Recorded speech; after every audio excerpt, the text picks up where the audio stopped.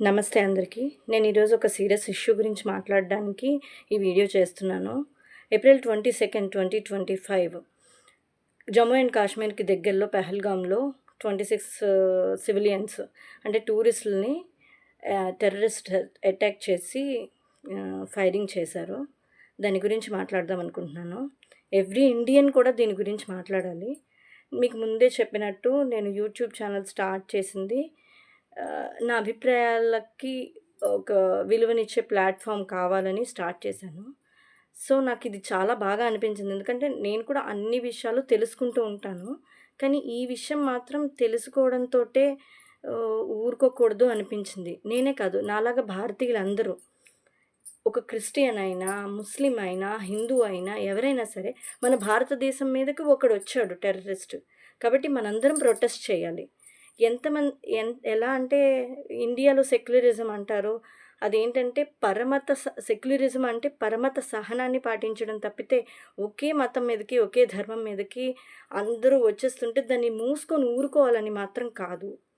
So, ప్రతి ఒక్క హిందువే కాదు, నా క్రిస్టియన్ సోదరులు, నా ముస్లిం సోదరులు అలా అనకూడదు. చెప్పాలంటే భారతీయుల సోదరులు అందరూ మనం కలిసికట్టుగా ఉండాలి. నేనే కాదు, నాలాగే చిన్న చిన్న యూట్యూబ్ ఛానల్ స్టార్ట్ చేసిన వాళ్ళు, చిన్నగా ఉన్నవాళ్ళు, ప్రతి ఒక్క ఇండియన్ కూడా దీని మీద వాయిస్ రేజ్ చేయండి. ప్రతి ఒక్కళ్ళు దీని గురించి మాట్లాడండి. మేము ఇది ప్రొటెస్ట్ చేస్తున్నాం అని గవర్నమెంట్‌కి చెప్పండి. అంటే మన ప్రొటెస్ట్ ఎలా ఉండాలంటే, మేము దీన్ని ప్రొటెస్ట్ చేస్తున్నాం, ఇది మాకు నచ్చలేదు.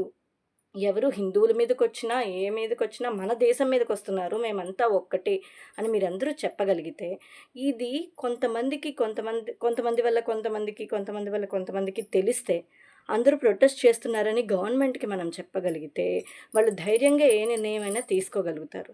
అలాగే ప్రతిసారి హిందువుల మీదకొచ్చినప్పుడు ఊరుకోవాలి, మిగిలిన వీళ్ళ మీదకి వచ్చినప్పుడు చెయ్యాలి, అది కాదు. చెప్తున్నాను కదా, సెక్యులరిజం అంటేనే పరమత సహనాన్ని పాటించడం. అంటే మనందరం కలిసికట్టుగా ఉన్నాం ఇక్కడ.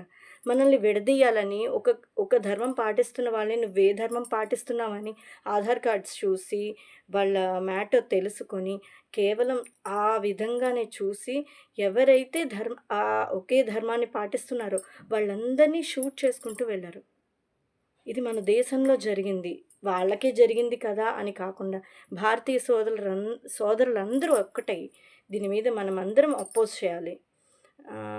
సెన్సిటివ్ ఇష్యూ మాట్లాడుతున్నానని తెలుసు. కానీ ఈ దేశంలో మనకి వాక్ స్వాతంత్ర్యం కూడా ఉందిగా. అందువల్లనే నేను ఈ విషయాన్ని ఇప్పుడు షేర్ చేసుకుంటున్నాను. నాకు బాగా అనిపించింది. ఈ విషయాన్ని కంపల్సరీ అందరూ మాట్లాడాలి. నేననే కాదు, యూట్యూబ్‌లో చిన్న చిన్న వీడియోస్ చేసుకునేవాళ్ళు, లేదా ఇన్‌స్టాలో రీల్స్ చేసుకునేవాళ్ళు, ప్రతి ఒక్క చిన్న విషయాన్ని, ట్రెండ్ అవుతున్న పాటల్ని ఇట్లా అంతా చేస్తున్నారు కదా! అలా కాదు.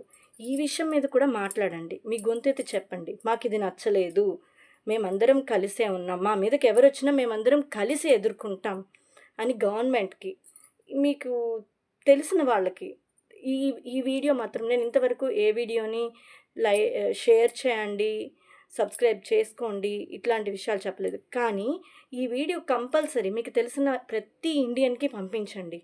అలాగే ప్రతి ఇండియన్ దీని గురించి మాట్లాడండి, ప్రొటెస్ట్ చేయండి. జై హింద్, జై భారత్. శ్రీ సాయిరామ్, గురుదేవ దత్త.